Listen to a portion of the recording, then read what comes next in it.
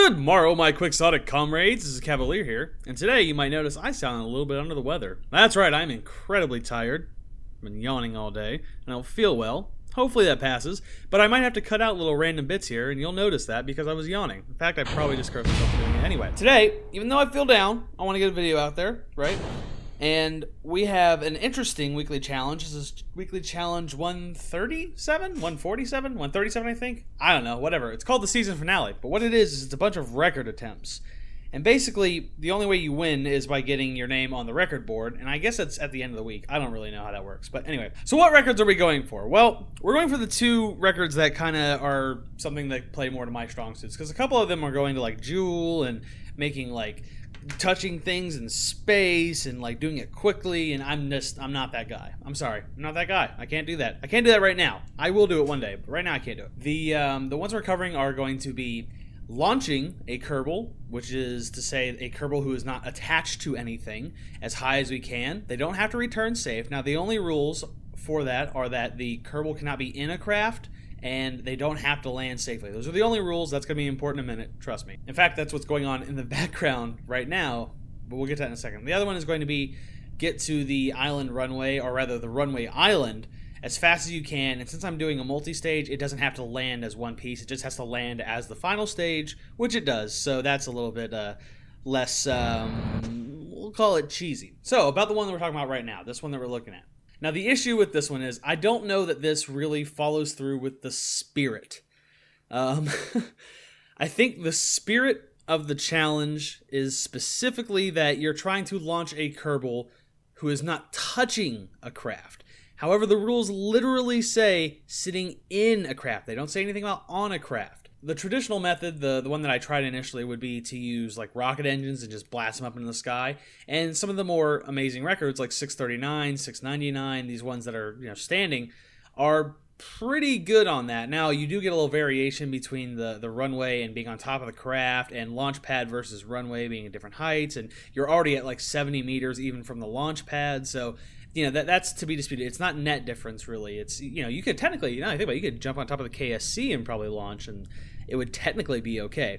Anyway, that's not what we're talking about. We're talking about this thing right here. So this thing is essentially just pushing this Kerbal along. There's really not a lot to explain. It's a very simple craft. I'm trying to keep the thrust to weight ratio between 1.5 and 1 because otherwise he heats up and explodes. I'm deliberately not doing the best possible example of what this could be because I feel cheesy about it. And I'm pretty sure that if you could get a Kerbal outside the atmosphere and have enough just juice to keep going, as long as you're constantly pushing forward, the Kerbal in space is going to have no other forces other than that rocket running into them, and they're just going to stay stuck to the front of that for the most part, so you can just keep going and going until you get out of Kerbal orbit, at which point how do you even measure how high it is? So yeah, anyway, I kind of left it open-ended. I didn't want to go too high. This is just like one of my, first attempts at it. And again, if I don't get the record for it, I'm not going to be butthurt about it because, yeah, it kind of goes against the spirit of the whole thing. Now, just so you can't say that I didn't try, this little thing is just a flinger I rigged up. Even if it had worked, it wouldn't have counted because it's hooked into a chair, which is hooked onto a radial mount, so that's fine and everything. But at least it looks pretty, all right? Just watch it spin.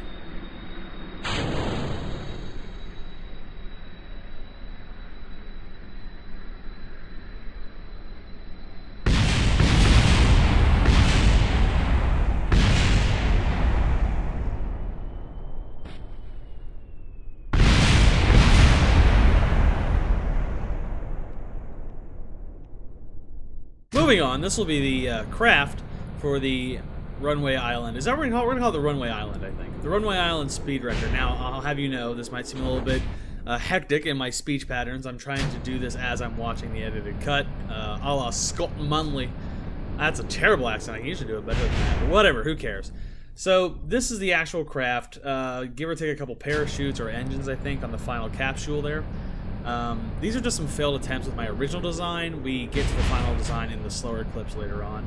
But since this is not a single stage, there's a SSTO and then just a normal whatever, get there as fast as you can option. This is for the second, for the ladder. The payload is essentially just a cockpit, air brakes, and it ends up being a couple of small jet engines and a fuel tank as well. So all they have to do is actually touch down and survive. The moment they touch down, that's when you end your clock. It was very frustrating. You start getting stuff like this where I just wasn't throttling up because I was like, okay, I'll have you know, I probably recorded for 4 or 5 hours altogether trying to get the clips for all the stuff put together. There's some crafts in there that I cut out that just didn't work. There's some variants of this where I tried to make kind of like a glider that didn't work very well. Excuse me.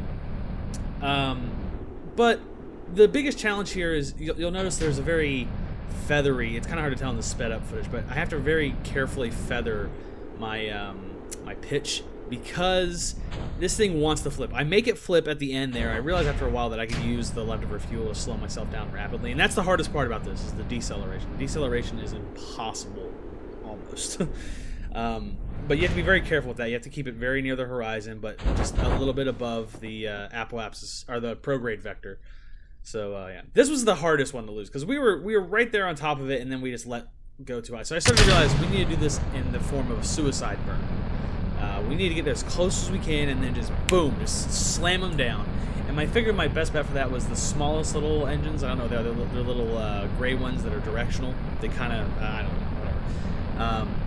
I put 8 of those facing the same direction as the jets we're on now because we'll end up flipping over. You'll see in just a second here.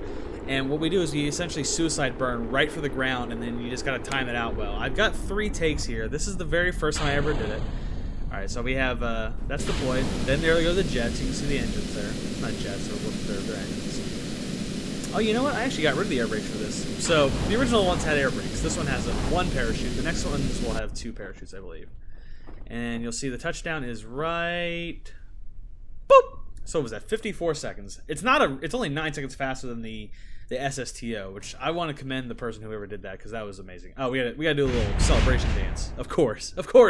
Why wouldn't you do a celebration dance here? I just sped that up because I'm, it's not that fun, I'm sure, to watch. But I was proud of myself. I was so happy. So these next 2 are actually tied. These are the last 2 clips, and they're both like almost down to the frame, the exact same time. So I figured I'd just go ahead and put them in there. There were more attempts before and after these, but these are the best ones I can manage. So yeah, this is not, it's fun, I'll say that much. This is really fun, but this craft is impossible to keep straight. It's got so much TWR that shit like that happens. This is actually lucky that I came out as well as I did here.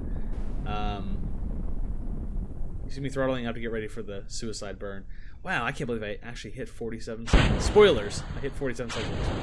But the only thing about these next 2 is they kind of, just give it a second, boom. So yeah, 1 engine blows up there, and then I have to destroy them with my victory roll again. So I'm not really sure if that's going to be something that needs to be counted one way or the other. I mean, yeah, 54 is still really respectable. I think 47, I think that can still count towards a 47. We're not going to make huge gains because there's a point where you just can't go any faster without exploding in low atmosphere. Like I said, this is the final one here. I'm trying to think of anything I might have missed about this. This was a super fun challenge. Can't wait for the next season or whatever they want to start calling it to start up. They're going to start redoing some old ones now that there's new mechanics and stuff. I'm looking forward to spaceplane stuff. I like in-atmosphere stuff. I understand it a lot better than I understand orbital mechanics and so on and so forth. Now we're just filling out time. This is a bad way to do YouTube commentaries. You should be ashamed of yourself, Cal. But I'm not! Oh, that was close. God, that looks really cool. I don't know why, but I just really like the look of that. And touchdown.